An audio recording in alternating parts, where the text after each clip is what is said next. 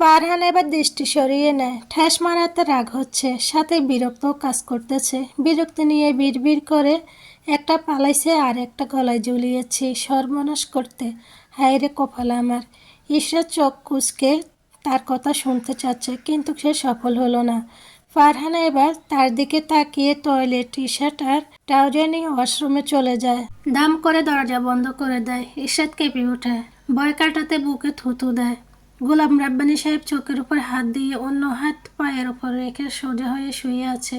শ্বাস প্রশ্বাসের গতিতে বোঝা যাচ্ছে এখনো ঘুমায়নি। মারিয়া বেগম ভয়ে ভয়ে এসে স্বামীর পাশে দাঁড়ায়, গলা ভিজিয়ে বলে, শুনছ? বলি, প্রেশারের ওষুধটা খেয়ে ঘুমাও। রেগুলার ওষুধ মিস গেলে সমস্যা হবে। গোলাম রাব্বানী সাড়া দেয় না। তার সাড়া না পেয়ে মারিয়া বেগম হাত দিয়ে ধাক্কায় দেয়। গোলাম রাব্বানী এবার রাগ এবং বিরক্ত নিয়ে উঠে বসে। কি হয়েছে? কি চাও তোমার?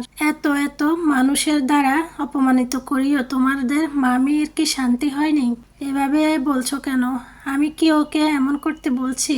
তুমি বলোটা কি? হ্যাঁ, তুমি জানো না আজ আমি কতটা অপমানিত হয়েছি নাকি দেখনি? আর 5জন ব্যক্তির মেয়ে পালিয়ে যাওয়া আর একজন শিক্ষকের মেয়ে পালিয়ে যাওয়া এক। তোমার মেয়ের আচরণের জন্য সবাই আমার শিক্ষার উপর আঙুল তুলছে। এটা কতটা অপমান বুঝাও। কেমন মা তুমি? মেয়ে কি করছে, কার সাথে সম্পর্ক রাখছে, সেসব খবর রাখতে পারো না? মারিয়া বেগম মাথা নিচু করে আছে, নীরবে অশ্রু বিসর্জন দিচ্ছে। মেয়ে পালিয়েছে, সেখানে তার কি করার ছিল? সে কি পালাতে বলেছে নাকি জানতো এমন হবে? কোনো মা কি বাচ্চাকে বাবা মায়ের সম্মান নষ্ট করে ফেলানো শিক্ষা দেয় নাকি? সে তো টেরই পায়নি। গোলাম রাব্বানী স্ত্রীর হাত থেকে পানি আর ওষুধ নিয়ে খেয়ে আবারও শুয়ে পড়েন। মারিয়া বেগম বাতি অফ করে শুয়ে পড়েন। এত ঝামেলার ফোনের খবরই নেই। এদিকে কাঠের ওয়ার্ডরোবের উপরে থাকা ফোনটা কিছুক্ষণ সময় জ্বলে আর নিভে যাচ্ছে। ফারহান একসাথে এদিকে গোসল করে বেরিয়ে আসে। রুমে এখন আলো জ্বলছে। রুমের 2 কোণারে বড় বড় 2টা লাইট জ্বলছে।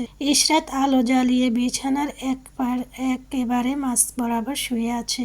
এটা যে ইচ্ছে করে করছে তা ফারহানের ভালোই জানা। চাদর দিয়ে তার পুরো শরীর ঢাকা। ফারহান ভেজা কাপড় ব্যালকনিতে মেলে ঘরে ফিরে একেবারে বেডের সামনে দাঁড়ায়। ঈশ্বরের চোখ কুঁচকে নেয়। আমি আপনার সাথে কোনো নামাজই পড়ব না, সরুন তো। ফারহান ইশরাতের দিকে রাগ দিয়ে তাকিয়ে পরে ঠাস করে হাতটা জারা মেরে ফেলে দুপাশে পায়ে সরে পড়ে। জারার সাথে সাথে হাতটা যেন নড়ে গেল। ইশরাত বিরক্তিতে চোখ কুঁচকে নেয়। আশ্চর্য, আমার হাত কি রিপিল মাল নাকি? যখন মন চাচ্ছে মুচড়ে ধরছেন, টেনে ধরছেন, আবার জারা মেরে জয়েন্ট নাড়িয়ে দিচ্ছেন।